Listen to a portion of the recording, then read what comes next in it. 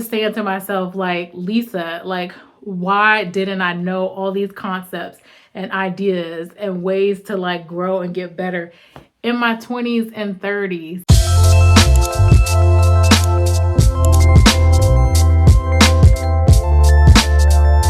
Hey guys, and welcome back to my channel. I got my tea here. It's a little hot right now, but it's perfect for a morning like this morning because it's chilly out. So I just got some green tea and I put some honey in it. It's super good. It's hot though, so I'm gonna blow it real quick and like set it down, let it cool off. And while it's cooling off, I just wanted to chat with you guys for a little bit. It's a little bit different of a video from what I usually do. I usually talk all about my wellness journey, my weight loss journey. But today I just wanted to bring you guys more into my space and let you know a little bit more about me. So for me, I do a lot of personal development. I'm huge on personal development, y'all. So just in the past couple of weeks, journaling, watching a podcast, reading books, I was just saying to myself, like, Lisa, like, why didn't I know all these concepts and ideas and ways to like grow and get better in my 20s and 30s? And y'all, I'm like 40. I'm 40 years old, so I'm just figuring it out, but that's okay. And I'm growing and I'm getting better each and every day. But I said, like, why not tell people, hopefully help some younger people get past some of these hurdles so they're not 40 years old figuring it out too. So that's what we're going to do today. Just 7 things that I wish I knew in my 20s and 30s. I wish somebody would have told me, y'all. But before we get into the video, if you guys love weight loss content, wellness content, personal development content, self-love, self-care, all the things, please go ahead, like and subscribe. Join me on a journey. I would love to have you with me. So let's get into it, y'all. So number 1 for me, I wish I would have known in my 20s and 30s is saying no. I don't know why I struggled so much with saying no. Like, I would literally say yes, overextend myself way beyond the capacity that I had. Like, I would say no to things I didn't want to do all the time. And it could be little things, and it was a lot of big things too, like no to going to, a party or event or even work. Like, they would call and just like, hey, can you pick up this shift? I'm like, yeah, I could do it. I was always like the yes person. I don't know why I did that.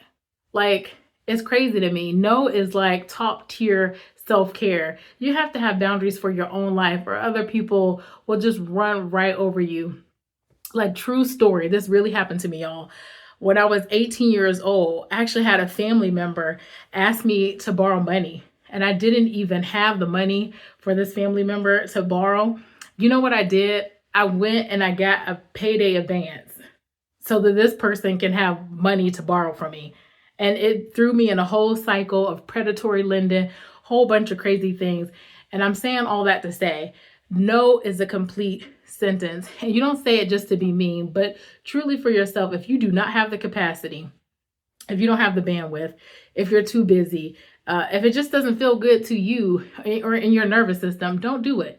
Don't force yourself to do things that you really don't want to do. Because at the end of the day, you won't feel good about it. And sometimes it will lead you into a worse position when you can just say no, and no is a complete sentence. So I wish I would have known that before. Number 2, this one is huge, like mind blowing for me. I even found a scripture in the Bible like last year about this. Like, I wish I would have knew this too. So, and this is good for anybody. I don't care if you're in your 20s or your 30s, 40s, or beyond. But number 2 for me is not caring so much about what other people think. Like, oh, that's a good one. Not caring so much about what other people think. Let me try to see if my tea is cooling off because this one is good, y'all. Let's check it out. Oh, this is good. So good. Yeah, so not caring so much about what people think. And I think for me, that started just as a kid. Like at elementary school, middle school, I was always the kid. I was like severely bullied growing up. I faced a lot of childhood bullying. Like so much. So I always cared what people think because I faced so much rejection in the past and just wanting people to like me because like it seemed like nobody did. I was always picked on, like I was always kind of just left behind, all the things. And what happened for me is as I grew older, as I went into high school, as I went into college, I really wanted people to like me. So I became just like an overwhelming people pleaser. I always wanted to do things to get people to like me. Like I said before, I would say yes, that was one way, or just trying to fit in, kind of acquiesce to like what the temperature of the room is. So like I would kind of like code switch. Like if I get, say I'm around my church family, I act one way with my church family. If I'm with my coworkers and they're goofy, silly, and even though like some of the jokes I might not even like, I laughed anyway. Like I was always doing things to just worry about what other people were thinking. And simply put, you cannot do that. And like I just said, it is in the Bible not to do that. And I'm about to pull up the scripture. Let me go get my phone. So I got my phone and I'm pulling up the scripture, y'all. Give me 1 second. It is Proverbs.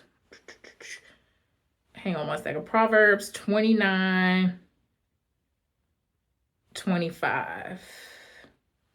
Yeah. I just want to make sure it's going to read the way. I don't know if this is. I'm not sure what translation this is from, but Proverbs 29:25 states, "The fear of man will prove to be a snare."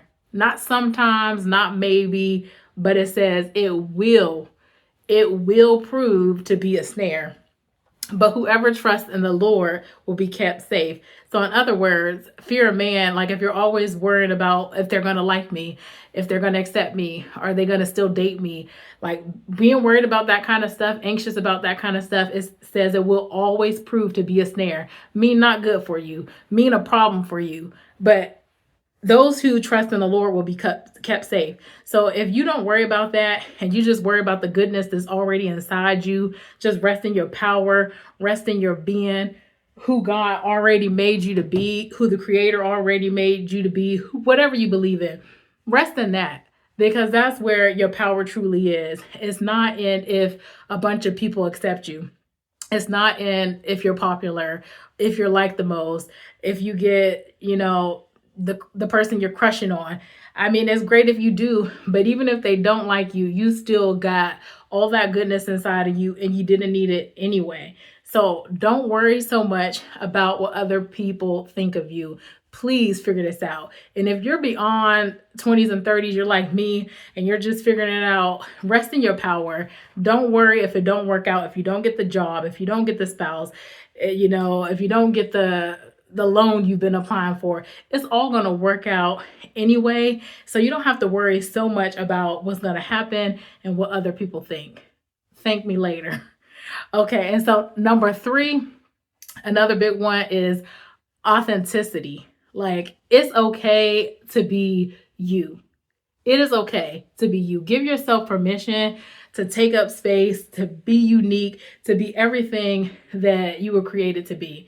Like you don't have to fit in. For me, like I told you before, in the people pleasing and the not being able to say no, another thing I just kind of struggle with is really accepting me for me. Like I grew up, I was chubby, I was overweight, then obese. Like I used to hate that about myself. I used to hate my skin tone because I came from a time when brown girls, it just wasn't cool. Like colorism, all the things. I used to pick myself apart about so many things that I felt like it just wasn't cool to be me. Like it is cool to be you. Like fun fact, like you made it here. Like scientifically, biology, like you made it here out of like the odds of you actually being born was phenomenal. And so just that in itself like is amazing. In a world where there's 8.2 billion people, none of us have the same DNA. Like you have to wonder why that is, because we were created to stand out. We were created to be unique. So like that's your permission right there to just play full out, be yourself because you're cool enough to. And nobody else can do it like you can. So remember that, be yourself and don't try to be like anybody else. Please don't do that. So number 4 is protecting your space. Protecting your space, and don't just hang around anybody. You cannot just be friends with anybody. You cannot just date anybody just because you're getting attention. Like, it seems like these people are cool. Like, don't do it. Don't do that. Protect your space at all costs, and only hang around people who are quality enough to be in your life. And I'm not talking about money. I'm not talking about beauty. I'm talking about the character of a person, the integrity of a person, the heart of a person. Pay attention to that. This is what I even tell my children, because I have one in college, one in high school. Don't just associate yourself with anybody. You don't want to just hang out with the wrong crowds. You want to hang around with people who help you build your life as well as you help build their life. So relationships should be nurturing, and they should not be draining. If you hang around people and you go back home and you feel like, geez, like, I really don't like hanging out with her. You get off the phone and you're less like tired, like, I had to talk to her again. Like, that's your sign right there. That's your sign right there that that's not your people. That's not your tribe. Like, and some of you may even know, like, just even in situationships, relationships, dating people that you know is toxic. You know you don't like this. You know it doesn't feel good to you. But because maybe they have some status that you want, or, you know, they're the popular one, whatever, you hang around them anyway. And at the end of the day, that probably will never work for you. You want to have people in your life truly that pour into you. You make them better. They make you better. You want solid people in your life. I love the way Les Brown said it. Like I told you guys, I'm into all the things. So motivational speaker Les Brown, he has a really cute way of saying it. Like, let's keep it cute. He says, OQP, only quality people. Like, and everybody says it their own way. Successful people all say it in different variations. But you got to have quality people in your life. Don't just hang around with anybody. Me personally, and I take a lot of backlash for this, people who really know me know that I execute this very well. I'm 40 and I'm just figuring it out. But like, I don't play. I don't play about my space. If you're negative, I want nothing to do with you. I love you. I care about you. I want the best for you. But I'm not hanging around low vibrational energy. I'm never doing that. Like, I don't like toxic people. I don't like mess. I don't want to be a part of that. In this season of my life, I just want to be healed. I want to flourish. I want to help other people flourish.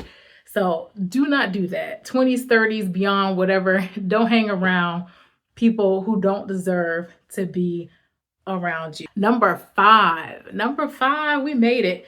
Okay, so number 5 is purpose. Like, I wish I would have focused more on purpose in my 20s and 30s. Like, I gotta take another sip on that. Like, another sip. Ooh, it's cooling off. Like, you could just gulp it right down. So yeah, number 5, purpose. I don't know, for me growing up, I was always just taught, like, go to school, get good grades, go to college, and then get a good job, work that job, and retire. And there's nothing wrong with that if that is tied to your purpose.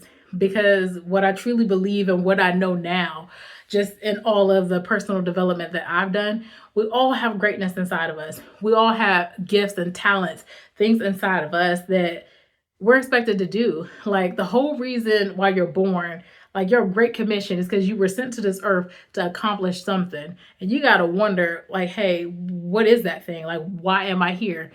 And when you figure that out, that's the thing that you want to go do. It's not necessarily get a good job, build a good 401k, retire.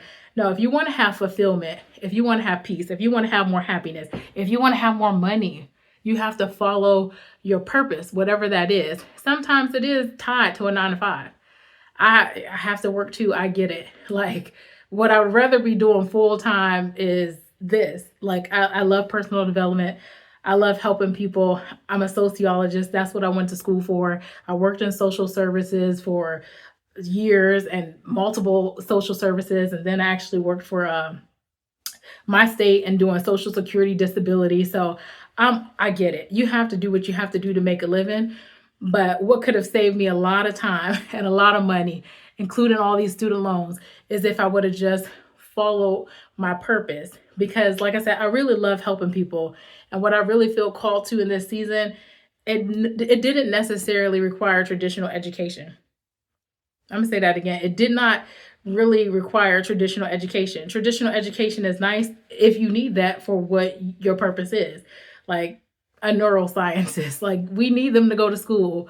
Like, we need you to go to school if you're gonna be a pilot. You can't just be in aviation and don't have training for it. I get stuff like that. But going to school for things that is not necessarily in your purpose, why waste that time? Get in your purpose, follow your purpose. The thing that you think about more than not, like all the time. The thing that you would do even for free. That could be it. The thing that caused you the most pain. Like sometimes there's a purpose for your pain. Get in your purpose because the Bible says that your gifts will make room for you. I believe that if you're truly in your purpose, you're going to be fulfilled. You're going to have peace. You're going to have happiness. And I mean, not all of us can be a billionaire probably, or a multimillionaire, but at least you'll for sure you'll have money to pay your bills. You wouldn't have to struggle if you were in your purpose. So my friend, get in your purpose. And I know that's a hard conversation to have, especially with parents. I have a daughter in college right now. Sometimes it's tricky conversation, but you have to really do what's in your heart. The thing that you just can't let go of, the thing that you just love, the thing that wakes you up in the morning and you're happy to do it. You know what those things are. Like I said, it could be pain. It could be, whatever problem you figured out, that you figured out the solution and you just want to help other people figure it out. That could be your thing. I don't know what your purpose is. That's on you to figure it out, but follow your purpose. I promise you'll save a lot of time and you'll be happier and fulfilled in life. So number 6, y'all, number 6 is personal development. You probably couldn't tell from this video, but personal development is another thing I wish I just knew and took serious. Like the more I read, the more I grow, the more I watch a podcast, the more I learn. And the more I learn, I just evolve into a better human being. Like, I don't think any of us ever really arrive. You never really reach the highest version of yourself. I mean, if your eyes are open and you still have growing to do, you still have learning to do. But that's the beauty in it. Like, you go through all the hills, all the journeys of life, the highs, the lows, and you learn. Sometimes just from reading books, you learn. Sometimes just from living life, you learn. But it's so beautiful that if you keep learning, you're going to get wiser and wiser. You're going to make better decisions and you're going to feel that growth within yourself. Like how I'm sitting here, when I think about my 20s and 30s and I think about the woman that I am today, and I wasted a lot of time. Like I wasted so much time. But I'm hoping that you guys won't waste your time. I'm hoping that maybe you can learn from my mistakes. Please do, because I would love that if you did not waste a lot of time in your life. Our time is precious and life is a gift. So learn as much as you can, grow as much as you can. And that's going to help you. In the long run, that's going to help you be a better person. So I love that. And we're almost done. Number 7. I just kind of want to do my happy dance because I love these last 2. It's my favorite. It's kind of what I've been busy doing just in life these last couple years, is self-love and self-care. I didn't have self-love and self-care. Honestly, true, like I'm a millennial, so I grew up in the 80s and 90s. Self-love, self-care wasn't buzzwords. That's true. And then I didn't have it. But now, as I'm 40, as I'm really just resting in my power of who I am and learning and growing, what I will say is helping me the most in life is just prioritizing my self-love and self-care. I know when you hear those buzzwords, you kind of think maybe more like the commercial aspect of it, like a really nice spa day, retail therapy. Excuse me. And those things can be good. Those things can be good, but I'm really talking about going deeper into the roots of self-care and self-love, because truly all the stuff on this list, if you really have self-love, you're going to do, because you're going to have boundaries. So you're going to say no. You're going to rest in your power and you're going to be authentic. You're going to personally develop just on your own. You're going to want to read. Just taking care of you, you're going to want to do those things. Prioritizing your self-love is like top tier. Like, it's paramount. You got to do it. Like, if you love you, babe, like, you have to do it. I'm trying to remember this quote. I forget her name, but I'll say it how I say it. You're the most important person that you know. Like, you're the most important person that you know, because it all begins with you. Like, it's all on you. So you have to take care of yourself. You have to prioritize your well-being, even above others. And you got to be aware, because people will infringe on this all the time. They'll try to tell you how to think. They'll want to overstep your boundaries. It's on you to reinforce them. Like, hey, no, no, no. You know, I said this and I'm standing by this. Like, it takes practice and it takes time. But as you personally develop, as you work on yourself, you're going to get better at it. Because I used to be horrible at it. Now, like I said, I take a lot of flack. Like, even from people really close to me, family members, they're like, Lisa, you changed. Like, yes, I have. That's the point of life. Like, you want to evolve and you want to get better. And I want that for you.